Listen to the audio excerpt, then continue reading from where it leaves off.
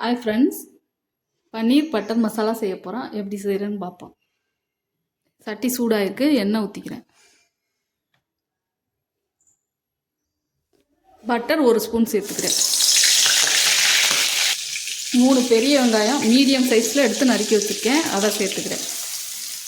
நல்லா வதங்கட்டும்.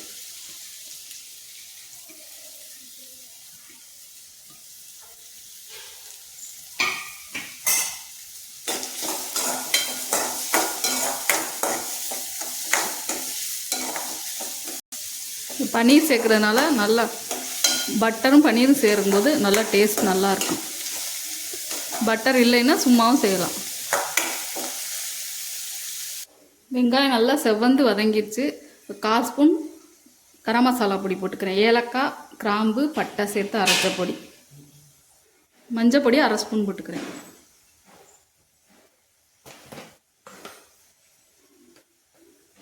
குழம்பு பொடி 1 ஸ்பூன் போட்டுக்கிறேன்.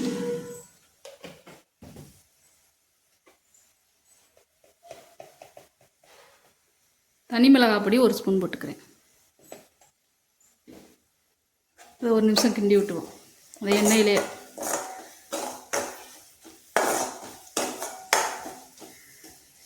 இந்த ஏலக்காய், கிராம்பு, பட்டை அரைச்ச பொடி இல்லைன்னா நீங்கள் ஏலக்காய் தனித்தனியாக அப்படியே சேர்த்து போட்டுக்கலாம். ஃபஸ்ட்டே தாளிக்கும் போதே ஏலக்காய், பட்டை, கிராம்பு போட்டுக்குங்க.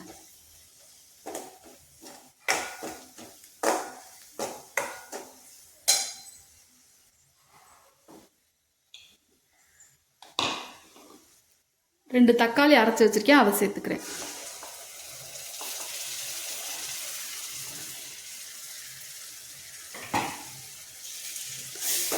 சரி, 1 நிமிஷம் வதக்கி விட்டுக்கும். தக்காளி அரைச்சி போட்டால் நல்லா கிரேவி கிடைக்கும். அதனால்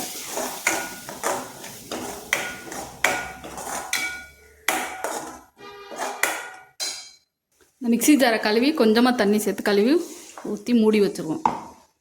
கொஞ்சம் நேரம் சிம்லே இருக்கட்டும். நல்லா எண்ணெய் பிரிஞ்சு வரட்டும். அது வரைக்கும் அப்படியே சிம்லே வச்சுருவோம்.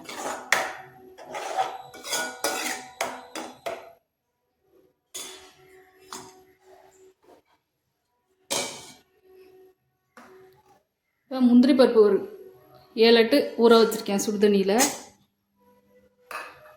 கசகசா கொஞ்சம் ஊற வச்சுருக்கேன். ரெண்டையும் சேர்த்து மிக்ஸி ஜாரில் அரைச்சிக்கிறேன். கிரேவிக்கு தேவையான அளவு உப்பு போட்டு மூடி வச்சுருவோம்.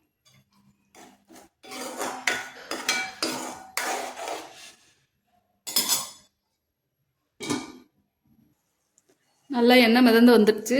இப்போ அரைச்சி வச்சுருக்க முந்திரி பருப்பு, கசகசாவை சேர்த்து ஊற்றிக்கிறேன்.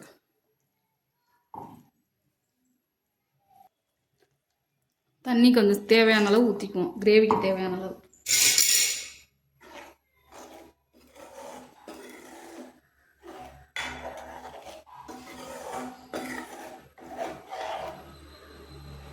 இந்த முந்திரி பருப்பு அரைச்சி ஊற்றும் போது ஹோட்டல் டேஸ்ட்டு கிடைக்கும். முந்திரி பருப்பு இல்லைன்னாலும் விட்டுறலாம். கொஞ்சம் தயிர் சேர்த்துக்கலாம்.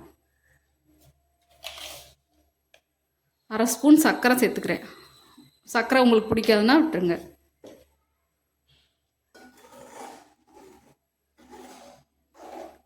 சர்க்கரை சேர்க்கும்போது அந்த ஹோட்டலில் வாங்குகிற மாதிரி டேஸ்ட்டாக இருக்கும்.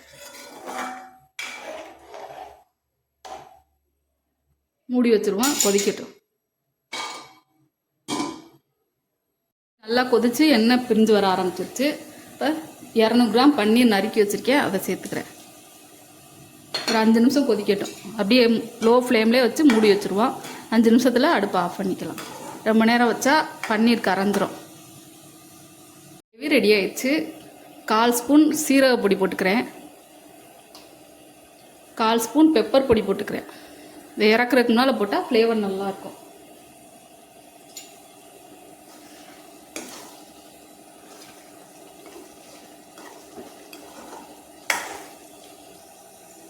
கொத்தமல்லி இலை தூவிட்டு அடுப்பை ஆஃப் பண்ணிக்குவோம்.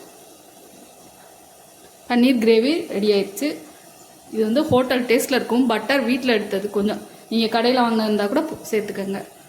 அப்படியே ஹோட்டலில் வாங்கின டேஸ்ட் சூப்பராக இருக்கும். இது சாதம், சப்பாத்தி, நான் எல்லாத்துக்கும் சூப்பர் மேட்சிங்காக இருக்கும். இந்த வீடியோ பிடிச்சா லைக் பண்ணுங்கள், ஷேர் பண்ணுங்கள், சப்ஸ்கிரைப் பண்ணுங்கள்.